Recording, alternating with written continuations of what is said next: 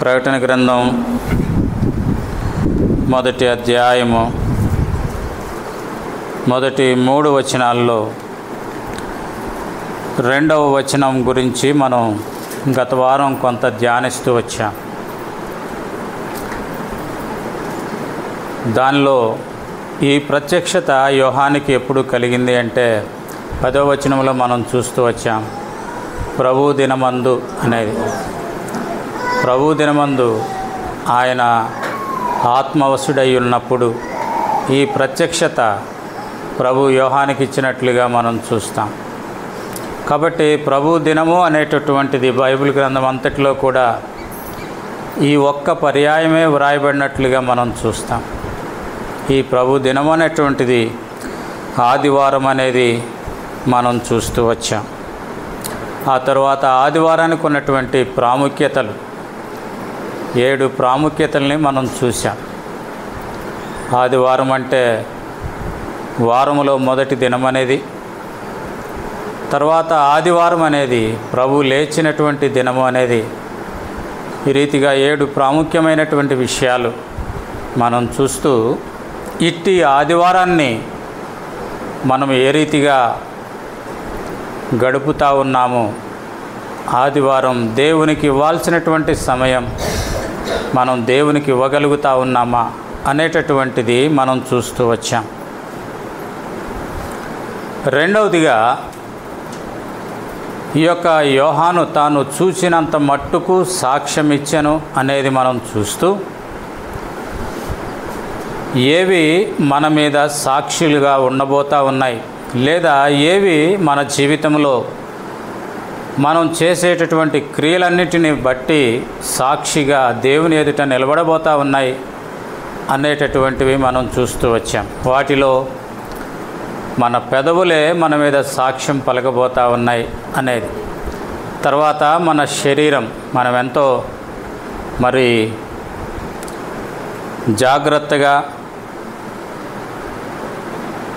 కాపాడుకుంటూ వస్తూ ఉన్నటువంటి శరీరం మన మీద సాక్షిగా నిలబడబోతూ ఉంది అనేది మనం చూస్తూ వచ్చాం.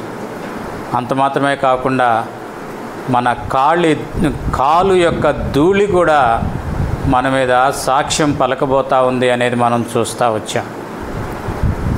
ఈ దినాన్న మనం ఈ యొక్క సాక్ష్యము అనేటటువంటిది మనం చూద్దాం. దేవుని యొక్క సాక్ష్యాన్ని మనం కలిగి ఉండటం ద్వారా, అంటే ఇక్కడ మనం చూస్తూ ఉన్నాం, అతడు దేవుని వాక్యమును గూర్చియు యేసుక్రీస్తు సాక్ష్యమును గూర్చియు తాను చూచినంత మట్టుకు సాక్ష్యమిచ్చెను అనేది మనం చూస్తూ ఉన్నాం. క్రీస్తు యొక్క సాక్ష్యం మన జీవితాల్లో మనం కలిగి ఉండటం ద్వారా, అంటే యేసుక్రీస్తు ప్రభువారిని మన సొంత రక్షకునిగా మనం అంగీకరించి దేవుని బిడలంగా మనం కొనసాగటం ద్వారా దేవుడు మనకిచ్చేటటువంటి ఆధిక్యతలు ఏంటి, ఆ సాక్ష్యము ద్వారా మనము పొందేటటువంటి ఆధిక్యతలు ఏంటి అనేటటువంటిది కొన్ని మనం చూడటానికి ప్రయత్నం చేద్దాం. ఈ యొక్క ప్రకటన గ్రంథం 6వ అధ్యాయము 9వ వచనం నుండి మనం గనక గమనిస్తే అక్కడ వ్రాయబడతా ఉంది, ఆయన 5వ ముద్రను విప్పినప్పుడు దేవుని వాక్యము నిమిత్తము తామిచ్చిన సాక్ష్యము నిమిత్తమును వధింపబడిన వారి ఆత్మలను బలిపీఠము క్రింద చూచితిని అనేది మనం అక్కడ చూస్తూ ఉన్నాం. కాబట్టి వారు యేసుక్రీస్తుని గూర్చి వారిచ్చినటువంటి ఆ సాక్ష్యాన్ని బట్టి ఇక్కడ మనం గమనిస్తూ ఉన్నది ఏంటంటే, వధింపబడిన వారి ఆత్మలను బలిపీఠము క్రింద చూచితిని, అంటే హతసాక్షులైనటువంటి జీవితాలు బలిపీఠము దగ్గర ఉన్నట్లుగా మనం చూస్తూ ఉన్నాం. దేనికి అంటే యేసుక్రీస్తుని గూర్చి వారిచ్చిన సాక్ష్యం, లేదా యేసుక్రీస్తు ప్రభువారిని వారు కలిగి ఉన్నటువంటి ఆ కారణం చేత వారు హతసాక్షులైనట్లుగా మనం చూస్తాం. హత అంటే చంపబడటము, హతులు, హత సాక్ష్యము, చంపబడిన వారి యొక్క సాక్ష్యము అనేది. అంటే మనం గమనిస్తూ వచ్చాము, అంతకుముందు కూడా మనం ఒకసారి చూస్తూ వచ్చాం. యేసుక్రీస్తు ప్రభు యొక్క 12 మంది శిష్యులలో ఆయన అప్పగించినటువంటి ఇస్కరియోతు యూదా తప్ప మిగిలినటువంటి వారందరూ కూడా హతసాక్షులైనట్లుగా మనం చూస్తూ వచ్చాం. మనకు తెలుసు, పేతురు గురించి అయితే తలక్రిందులుగా సిలువేయబడినట్లుగా మనం చూస్తూ వచ్చాం. తలక్రిందులుగా సిలువేయబడ్డాడు. ఆ రీతిగా మన దేశానికి వచ్చినటువంటి తోమా అయితే బల్లెముతో పొడవబడి అతడు హతసాక్షి అయినట్లుగా మనం చూస్తాం. అయితే ఈ గ్రంథాన్ని వ్రాసినటువంటి యోహాను తాను సలసల కాగేటటువంటి నూనెలో వేయబడినప్పటికీ కూడా అతడు మరి మరణించినటువంటి కారణం చేత పద్మాసు ద్వీపములో పరవాసిగా తానున్నట్లుగా, ఆ పరవాసిగా ఉన్నటువంటి ఆ సమయంలోనే దేవుడు తనకి ఆ ప్రత్యక్షత, రెవల్యూషన్ తాను అనుగ్రహించినట్లుగా మనం చూస్తూ ఉన్నాం. కారణం ఏంటిది అంటే, బహుశా మన జీవితాల్లో జరగబోయేటటువంటి వాటిని దేవుడు ముందుగా తన దాసుని ద్వారా వెల్లడిపరిచి ఆయన యొక్క రాకడ కొరకై, నన్ను సిద్ధపరిచేది ఆయన కొరకై అనేది మనం చూస్తూ వచ్చాం. కాబట్టి ఆ రీతిగా మనం ఇక్కడ చూస్తూ ఉన్నాం. చూడండి, తర్వాత 10వ వచనాన్ని కనుక మనం చదివితే వారు అంటా ఉన్నారు, వారు నాదా సత్యస్వరూపి పరిశుద్ధుడా, ఎందాక తీర్పు తీర్చకయు మా రక్తము నిమిత్తము భూనివాసులకు ప్రతిదండన చేయకు ఉందువని బిగ్గరగా కేకలు వేసిరి. కాబట్టి వారు కేకలేస్తూ ఉన్నట్లుగా మనం చూస్తూ ఉన్నాం. ఎందాక ప్రభా, ఇంకా ఎంత సమయం, ఇంకా ఎంత సమయం, భూనివాసులకి తీర్పు తీర్చకుండా ఉంటావని వారు కేకలేస్తూ ఉన్నట్లుగా మనం చూస్తూ ఉన్నాం. అయితే ప్రభు అంటా ఉన్నాడు, ప్రభు దీర్ఘశాంతం కలిగినటువంటి వాడై నేను రక్షించబడేదాని కొరకై, జగత్తు పునాది వేయబడక మునిపే క్రీస్తు యేసులో ఏర్పరచబడినటువంటి ఏ ఒక్కరూ కూడా నశించిపోకుండా ఉండేదాని కొరకై ఆయన మనకు నిమిత్తమై ఆలస్యం చేస్తూ ఉన్నట్లుగా మనం చూస్తూ ఉన్నాం. కారణం ఏంటిదంటే, నేను ఆ నిత్య నరకాగ్నికి పాలు కాకుండా ఉండేదాని కొరకే. కనుకనే ప్రియమైన సహోదరుడా, ప్రియమైన సహోదరి, ఈనాడు దేవుని మందిరావరణలో చేరుతా ఉన్నటువంటి మనము క్రీస్తు సాక్ష్యము కలిగినటువంటి వారముగా మనం ఉంటా ఉన్నామా, లేక క్రీస్తుని కలిగి ఉన్నామనుకుంటూ క్రీస్తు లేనటువంటి జీవితం, పైకి భక్తి గలవారమై ఉన్నట్లుండి దాని శక్తిని ఆశ్రయించనటువంటి జీవితం మనం కలిగిన వారంగా మనం ఉంటా ఉన్నాము. కనుక మనం చూస్తూ ఉన్నాం, ప్రభు ముందుగానే సెలవిస్తూ వచ్చాడు. మత్తయి సువార్త 23వ అధ్యాయము 34వ వచనం కనుక మనం గమనిస్తే, మత్తయి సువార్త 23వ అధ్యాయము, అందుచేత ఇదిగో నేను నీ యొద్దకు ప్రవక్తలను, జ్ఞానులను, శాస్త్రులను పంపుచున్నాను, మీరు వారిలో కొందరిని చంపి సిలువ వేయుదురు. ముందుగానే ప్రభు సెలవిస్తూ వచ్చాడు, ఇదిగో ఇవి జరగబోతూ ఉన్నాయి. కాబట్టి హతసాక్షులు అవుతూ ఉన్నట్లుగా మనం చూస్తూ ఉన్నాం. అది నేటికి కూడా కొనసాగుతూ ఉన్నట్లుగా ఈనాడు మనం కొన్ని ప్రాంతాల్లో చూస్తూ ఉన్నాం. దేవుని వాక్యాన్ని చేతబట్టుకొని బహిరంగంగా వెళ్ళలేనటువంటి పరిస్థితి. ఒకవేళ దేవుని వాక్యం గనక చేత పట్టుకొని ఉంటే వారి మీద దాడులు చేయటం, లేదా వీలైతే వారిని చంపివేయటం అనేటువంటి పరిస్థితులు ఉన్నట్లు. మరి ముఖ్యంగా మనం గమనిస్తే గనక ఉత్తరప్రదేశ్ రాష్ట్రంలో ఇటువంటి భయంకరమైన పరిస్థితులు ఉన్నట్లుగా మనం చూస్తూ ఉన్నాం. ఒక గృహంలో కూడి వారు ఆరాధన చేస్తూ ఉన్నా కానీ అట్టి భయంకరమైనటువంటి కార్యాలకి మరి పాల్పడుతూ ఉన్నట్లుగా మనం చూస్తూ ఉన్నాం. గత దినాల్లో మనందరికీ తెలుసు, రష్యా, యుక్రెయిన్ ఆ ప్రాంతాల్లో ఈ యొక్క మరి కమ్యూనిస్టు ప్రభుత్వం ఏ రీతిగా దేవుని బిడ్డల్ని ఊచకోత కోసింది అనేటటువంటిది కూడా మనకు తెలుసు. ఎంతోమంది హతసాక్షులైనట్లుగా మనం చూస్తూ ఉన్నాం. కాబట్టి అట్టి సాక్ష్యము కలిగి ఉండటము ద్వారా, దేవుని యొక్క సాక్ష్యము కలిగి ఉండటము ద్వారా వారు ఆ రీతిగా మరి హతసాక్షులైనట్లుగా మనం చూస్తూ ఉన్నాం. అటువంటి వారికి ఇక్కడ మనం చూస్తాను దేవుడిస్తా ఉన్నటువంటి ఆధిక్యత ఏంటిది అంటే 11వ వచనంలో మనం గనక గమనిస్తే, ఈ 6వ అధ్యాయం 11వ వచనంలో, తెల్లని వస్త్రము వారిలో ప్రతివానికి ఇయ్యబడెను, మరియు వారి వలనే చంపబడబో వారి సహదాసుల యొక్కయు సహోదరుల యొక్కయు లెక్క పూర్తగు వరకు ఇంకా కొంచెము కాలము విశ్రమింపవలెనని వారితో చెప్పబడెను. కాబట్టి వారు అడుగుతూ వచ్చారు, ఎందాక అంటే నీలాగే ఇంకొంతమంది చనిపోవాలయ్యా, నీలాగే ఇదిగో నా కొరకు నా నామం పెట్టబడినటువంటి పరిస్థితిని బట్టి, లేదా నన్ను ఎరిగానని చెప్పినటువంటి దాన్ని బట్టి చంపబడాల్సిన వారు ఇంకా ఎంతోమంది ఉన్నారు. వారు ఆ లెక్క పూర్తయ్యేంత వరకు ఆగండి అని చెప్పినట్లుగా మనం చూస్తూ ఉన్నాం. అయితే వారికి ఇచ్చినటువంటి అక్కడ ఒక ఆధిక్యత ఏంటిది అంటే, వారికి ఏమి ఇవ్వబడినాయి? తెల్లని వస్త్రములు వారికి ఇవ్వబడినట్లుగా మనం చూస్తాం. అంటే వారు ఎలా ఉండుంటారంటే తెల్లని వస్త్రములు ధరించినటువంటి వారుగా వారు ఉన్నట్లుగా మనం అక్కడ చూస్తూ ఉన్నాం. అయితే ఈ తెల్లని వస్త్రాలు ఎవరికి ఇచ్చారు అనేటటువంటిది మనం చూస్తాం. లేదా ఎవరికి ఇచ్చారు అనేది కనుక మనం చూస్తే ఇక్కడ మనం గమనించగలుగుతా ఉన్నాం. 7వ అధ్యాయము 14వ వచనములో, ఈ యొక్క ప్రకటన గ్రంథం 7వ అధ్యాయము 14వ వచనంలో కనుక మనం గమనిస్తే, అందుకు నేను అయ్యా నీకే తెలియననుగా ఇలాగు నాతో చెప్పెను, వీరు మహాశ్రమల నుండి వచ్చిన వారు గొర్రెపిల్ల రక్తములో తమ వస్త్రములను ఉదుకుకొని వాటిని ఎట్లా అయినా తెలుపు.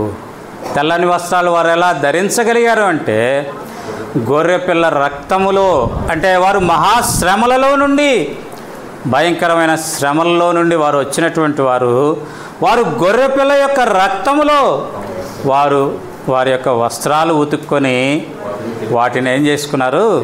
తెలుపు చేసుకున్నారు అనేది మనం అక్కడ చూస్తూ ఉన్నాం. కాబట్టి మహాశ్రమలలో నుండి వచ్చినటువంటి వారికి, అంత మాత్రమే కాదు, మనం గనక గమనిస్తే 20వ అధ్యాయము 4వ వచనం గనక గమనిస్తే, ఈ యొక్క ప్రకటన గ్రంథం 20వ అధ్యాయము 4వ వచనం గనక మనం గమనిస్తే, అంతటా సింహాసనములను చూచితిని, ఆసీనులయుండు వారికి విమర్శ చేయుటకు అధికారం ఇవ్వబడును, మరియు క్రూర మృగమునకైనను దాని ప్రతిమకైనను నమస్కారము చేయక. కాబట్టి మనం ఇందాక చూసాం, మొదటిది ఏంటంటే మహాశ్రమలలో నుండి వచ్చి, రెండవదిగా క్రూర మృగానికి కానీ దాని యొక్క విగ్రహానికి కానీ, ప్రతిమ అంటే విగ్రహానికి కానీ నమస్కారము చేయనటువంటి వారు. మూడవదిగా మనం గమనిస్తూ ఉన్నాం, తమ నొసళ్ళ యందు కానీ చేతుల యందు కానీ దాని ముద్రను వేయించుకొననటువంటి వారిని. కదా మనకు తెలుసు ముద్ర అంటే మనకెమ్మటే గుర్తొచ్చేదేంటి? 666. కాబట్టి ఈనాడు అనేక ప్రాంతాల్లో చేతుల్లో కానీ నొసట కానీ చిప్పులు తగిలించడం అనేది ఆరంభమవుతుంది. కాబట్టి ముద్ర కానీ, తర్వాత నొసళ్ళ యందు కానీ చేతుల యందు కానీ వాటి ముద్ర వేయించుకుని, ఆ తర్వాత యేసు విషయమై తామిచ్చిన సాక్ష్యము నిమిత్తము. మూడవదిగా వాళ్ళు ఇచ్చినటువంటి సాక్ష్యం ఎవరి గురించి అంటే యేసుక్రీస్తు ప్రభువారిని గురించి వారిచ్చిన సాక్ష్యం. ఐదవదిగా కనుక మనం గమనిస్తే, దేవుని వాక్యము నిమిత్తమును శిరచ్ఛేదనము చేయబడినటువంటి వారి ఆత్మలను చూచితిని అనేది మనం అక్కడ చూస్తాం. కాబట్టి ఎవరు ఈ రీతిగా హతసాక్షులవుతూ వచ్చారు అంటే మనం అక్కడ గమనించాం. ఆ యొక్క ప్రతిమకి నమస్కారం చేయనటువంటి వారు, లేదా ముద్ర వేయించుకున్నటువంటి వారు, లేదా యేసుక్రీస్తు ప్రభువుని గూర్చిన సాక్ష్యము కలిగినటువంటి వారు, లేదా దేవుని వాక్యాన్ని నిమిత్తము శిరఛేదనము చేయబడినటువంటి వారు ఇట్టి తెల్లని వస్త్రాలు ధరించినట్లుగా మనం చూడగలుగుతూ ఉన్నాం. అయితే ఎవరెవరు ఈ తెల్లని వస్త్రాలు ధరించిన వారుగా ఉన్నారు అంటే మనం గమనిద్దాం. మత్తయి సువార్త 17వ అధ్యాయము 2వ వచనాన్ని కనుక మనం గమనిస్తే, మత్తయి సువార్త 17వ అధ్యాయము 2వ వచనం కనుక మనం గమనిస్తే, ఆయన ముఖము సూర్యుని వలె ప్రకాశించెను, ఆయన వస్త్రములు వెలుగు వలె తెల్లని వాయను అనేది మనం అక్కడ గమనిస్తూ ఉన్నాం. ఎవరి గురించి ఈ మాట వ్రాయబడుతూ వచ్చిందంటే దేవుని గురించి, యేసుక్రీస్తు ప్రభువారి గురించి. ఆ యొక్క రూపాంతరపు కొండ మీద తాను తన యొక్క స్వరూపాన్ని మరి ప్రతిబింబించినప్పుడు అక్కడ గమనించినటువంటి విషయం ఏంటిదంటే ఆయన యొక్క వస్త్రాలు ఎలా ఉన్నాయి? వెలుగు వలె తెల్లనివిగా ఉన్నట్లుగా మనం చూస్తూ ఉన్నాం. అంతేకాదు మనం కనుక గమనిస్తే మార్కు సువార్త 9వ అధ్యాయం 3వ వచనంలో కూడా మనం ఆ మాట గమనిస్తాం. మార్కు సువార్త 9వ అధ్యాయము 3వ వచనంలో కూడా అంతలో ఆయన వస్త్రములు ప్రకాశమానమైనవియు మిగుల తెల్లవినియు ఆయను లోకమందు ఏ చాకలియునో అంత తెల్లగా కదండి. లోకమందు ఏ చాకలి కదా. సహజంగా వారికి చాలా టెక్నిక్స్ తెలుసు. ఏదన్నా మచ్చబడితే దాన్ని ఎట్లా పోగొట్టాలి కదా, బాగా మురికి బట్టి ఉంటే దాన్ని ఎట్లా వదలగొట్టి శుభ్రపరచాలి అనేవి టెక్నిక్స్ వాళ్ళకి తెలుసు. అయినప్పటికీ కూడా ఇక్కడ వ్రాయబడినటువంటి మాట ఏంటిదంటే ఏ చాకలియు అంత తెల్లగా చేయలేడంట, అంతటి తెలుపు. అందుకే మనం అక్కడ చూసాం. మత్తయి సువార్తలు ఏం చూస్తూ వచ్చామంటే సూర్యుని వలె ఆ యొక్క వెలుగు కదా, అంతటి తెలుపు అనేటటువంటిది మనం చూస్తాం. కాబట్టి ప్రభు అటువంటి తెల్లని వస్త్రాలు ధరించినట్లుగా మనం చూస్తూ ఉన్నాం. రెండవదిగా కనుక మనం చూస్తే ఎవరు తెల్లని వస్త్రాలు ధరించిన వారు అంటే యోహాను సువార్త 20వ అధ్యాయము 12వ వచనాన్ని కనుక మనం గమనిస్తే, యోహాను సువార్త 20వ అధ్యాయము 12వ వచనం, తెల్లని వస్త్రములు ధరించిన ఇద్దరు దేవదూతలు. చాలు. కాబట్టి రెండవదిగా ఎవరు తెల్లని వస్త్రాలు ధరించిన వారు అంటే దేవదూతలు. మొదటిదిగా దేవాతి దేవుడే ఆ యొక్క తెల్లని వస్త్రాలు ధరించినట్లుగా, రెండవదిగా ఆయన యొక్క దేవదూతలు ఆ యొక్క తెల్లని వస్త్రాలు ధరించినట్లుగా మనం చూస్తాం. అందుకే అపోస్తుల కార్యాలు 1వ అధ్యాయం 10వ వచనంలో కూడా మనం గమనిస్తే కనుక యేసుక్రీస్తు ప్రభువారు ఆరోహణమయ్యేటప్పుడు అక్కడ ఆకాశంలో కనిపించినటువంటి ఆ దూతలు కూడా తెల్లని వస్త్రాలు ధరించినట్లుగా 1వ అధ్యాయము 10వ వచనం, ఆయన వెళ్ళుచుండగా ఆకాశము వైపు తేరి చూచుండ్రి, ఇదిగో తెల్లని వస్త్రములు ధరించిన ఇద్దరి మనుష్యులు వారి యొద్ద నిలిచిరి అనేది మనం అక్కడ చూస్తాం. కాబట్టి దేవుడు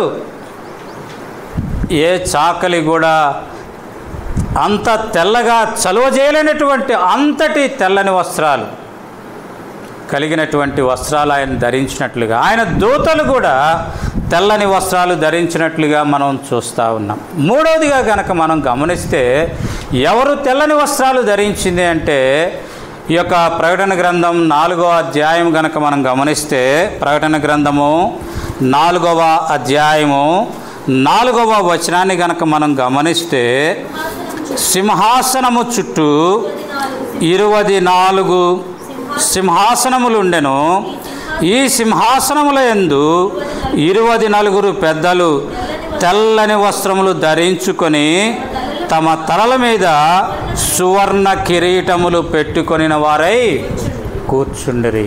కాబట్టి మూడవదిగా ఎవరు తెల్లని వస్త్రాలు ధరించిన వారు అంటే 24 పెద్దలు అనేది మనం చూస్తూ ఉన్నాం.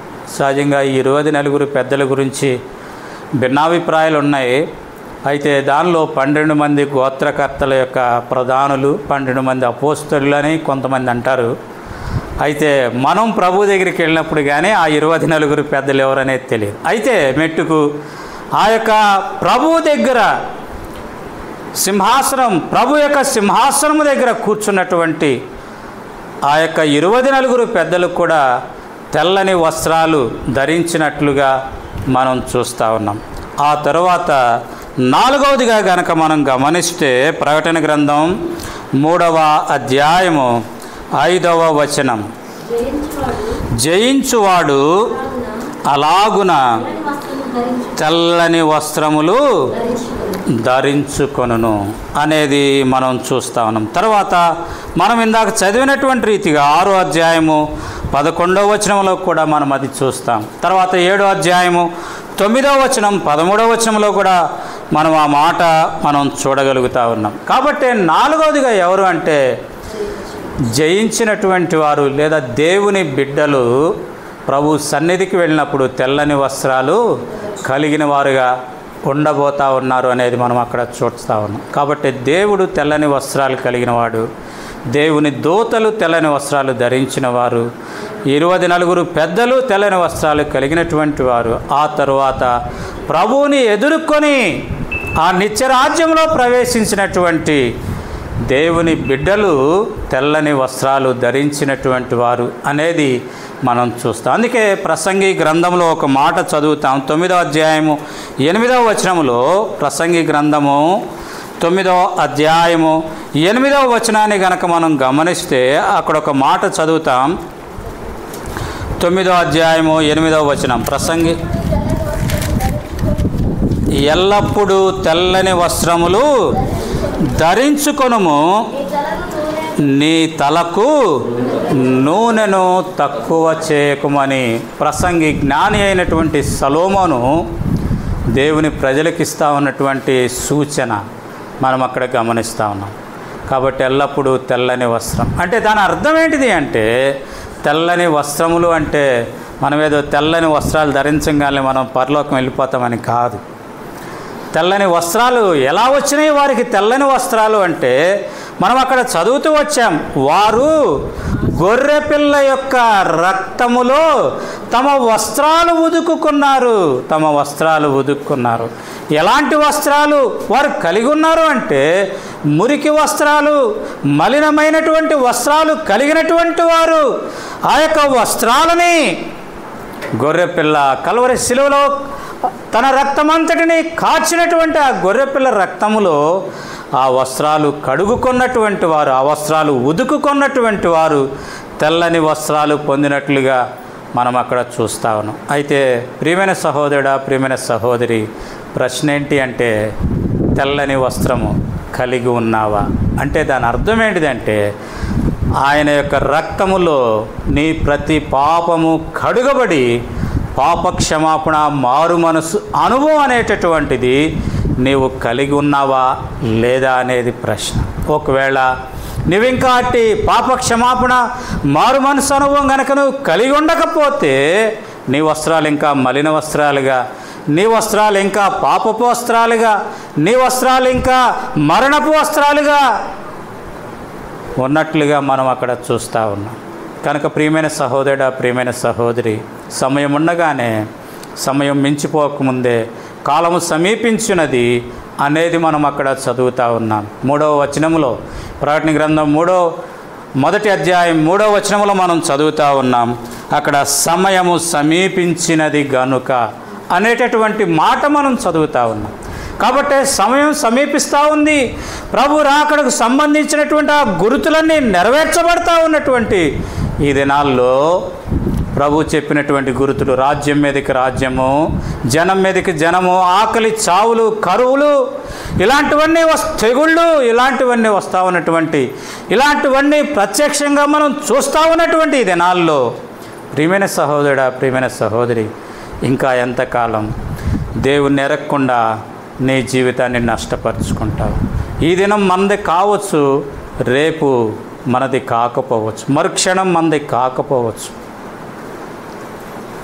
కనుక సమయం ఉండగానే, నీ యొక్క బొందిలో ప్రాణం ఉండగానే, ఊపిరుండగానే, ప్రభా నా జీవితంలో ఇటు మలినమైనటువంటి, ఇటు పాప సంబంధమైనటువంటి ప్రభా చూస్తూ వచ్చాము అంటే, మొదటిదిగా వారికి తెల్లని వస్త్రాలు ఇవ్వబడ్డాయి. రెండవదిగా వారు బ్రతికిన వారై అనేటటువంటి మాట, పునర్జీవితం వారికి ఇవ్వబడినట్లుగా మనం చూస్తూ ఉన్నాం. మూడవదిగా 1000 సంవత్సరాలు క్రీస్తుతో కూడా రాజ్యము చేసిరి అనేది మనం చూస్తూ ఉన్నాం. నాలుగవదిగా మనం అక్కడ గమనిస్తూ ఉన్నది ఏంటంటే, ఇది మొదటి పునరుద్ధానములో వారు పాలు పంపులు పొందారు. మొదటి పునరుద్ధానములు అంటే బ్రతికిన వారంటే మొదటి పునరుద్ధానములో పాలు పంపులు పొందారు. అందుకే ఇక్కడ 5వ వచనంలో రాయబడుతుంది, ఆ 1000 సంవత్సరములు గడుచు వరకు కడమ మృతులు బ్రతుకలేదు. అంటే వీరు మొదటి పునరుద్ధానములో పాలు పంపులు పొందినట్లుగా. ఆ తర్వాత 5వదిగా కనుక మనం గమనిస్తే, ఈ మొదటి పునరుద్ధానములో పాలు పంపులు పొందిన వారు ఎలాంటి వారంట? ధన్యులు అనేది మనం చూస్తాము. అంటే ఆశీర్వదించబడినటువంటి వారు. ఈ మొదటి పునరుద్ధానములో పాలు పంపులు పొందేటటువంటి ఆశీర్వాదాన్ని వారు పొందినట్లుగా మనం చూస్తాము. తర్వాత 6వదిగా కనుక మనం చూస్తే, అక్కడ మనం చూస్తూ ఉన్నాం, ధన్యులను పరిశుద్ధులునై. కాబట్టి వారు ఎలాంటి వారుగా ఉన్నారంటే పరిశుద్ధత కలిగిన వారుగా. అందుకే ప్రభు మనం చూస్తాం, పేతురు పత్రికలో మనం చూస్తాం, నేను పరిశుద్ధుడినై ఉన్నట్లుగా మీరును పరిశుద్ధులై ఉండుడి అని. కాబట్టి ఆ రీతిగా వీరికి ఇవ్వబడినటువంటి 6వ ఆధిక్యత ఏంటిది అంటే, వారు పరిశుద్ధత కలిగినటువంటి వారుగా ఉన్నట్లుగా మనం అక్కడ చూస్తూ ఉన్నాం. తర్వాత 7వదిగా మనం చూస్తే, ఇట్టి వారి మీద 2వ మరణమునకు అధికారము లేదు. అంటే ఇట్టి వారి మీద 2వ మరణానికి అధికారము లేదు అంటే పాతాళానికి అధికారం లేదు. 2వ మరణం అనేది దేన్ని సూచిస్తూ ఉందంటే పాతాళాన్ని సూచిస్తూ ఉంది. అంటే వీరు పాతాళానికి వెళ్ళరు అనేది మనం గమనిస్తాం. పాతాళానికి వీరి మీద అధికారము లేదు అనేది మనం చూస్తాం. అంటే వీరు ఎక్కడున్నారు?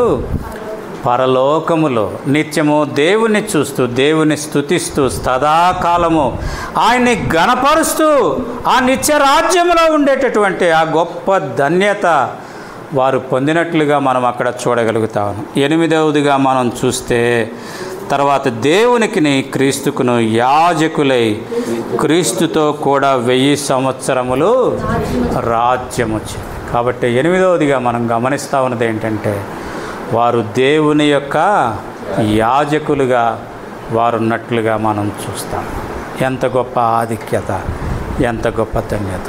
దేన్ని బట్టి అంటే క్రీస్తుని గురించిన సాక్ష్యము వారి కలిగి ఉన్నటువంటి ఆ కారణం చేత ఇట్టి 8 అంతల ఆధిక్యతలు వారికి ఇవ్వబడినట్లుగా మనం చూస్తాము. తెల్లని వస్త్రాలు, తర్వాత ధన్యులు, పాతాళానికి వీరి మీదే మాత్రమే కానీ అధికారం లేనటువంటి పరిస్థితి, మొదటి పునరుద్ధానములో పాలు పంపులు పొందేటటువంటి స్థితి. వారు సదాకాలము క్రీస్తును చూస్తూ ఆ యొక్క ప్రభు సన్నిధిలో, పరలోకములో, నిత్య రాజ్యంలో, శాశ్వతమైనటువంటి రాజ్యములో ప్రభువుని స్తుతించి గడిపేటటువంటి ఆ గొప్ప ఆధిక్యత, ఆ గొప్ప ధన్యత వారికి ఇవ్వబడింది అనేది మనం అక్కడ చూస్తాం. కనుక ప్రియమైన సహోదరుడా, ప్రియమైన సహోదరి, ప్రభువుని గుర్చిన సాక్ష్యం నీవు నేను కలిగి ఉండేదాని కొరకే ఇష్టపడతా ఉన్నామా?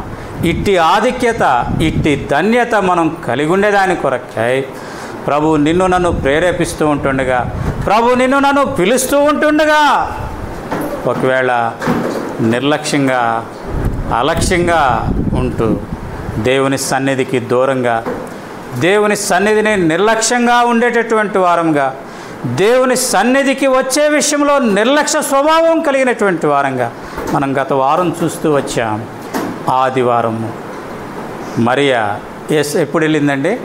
పెందల కడలేచి, ఇంకా సూర్యోదయము కాకముందే పెందల కడలేచి ప్రభుని చూసేదాని కొరకే వెళ్ళినట్లుగా మనం చూస్తాం. కనుక ప్రియమైన సహోదరుడా, ప్రియమైన సహోదరి, ఇట్టి ఆధిక్యతలు కలిగినటువంటి జీవితం నీ జీవితంగా ఉండాలంటే ప్రభుని గూర్చిన సాక్ష్యం, యేసుక్రీస్తు బిడ్డని అని సాక్ష్యము కలిగినటువంటి వారంగా మనం ఉండాలనేది దేవుని యొక్క ఆశ. అందుకే మనం చూస్తాం, ఈ యొక్క అపోస్తలుల కార్యంలో మనం ఒక మాట చూసి ముగించుకోవటానికి ప్రయత్నం చేద్దాం. అపోస్తలుల కార్యము మనం గనక గమనిస్తే, అపోస్తలుల కార్యములో అంత్యోకయలో ఉన్నటువంటి వారిని అపోస్తలుల కార్యములు 11వ అధ్యాయం, అపోస్తలుల కార్యములు 11వ అధ్యాయము మనం గమనిస్తూ ఉన్నాం.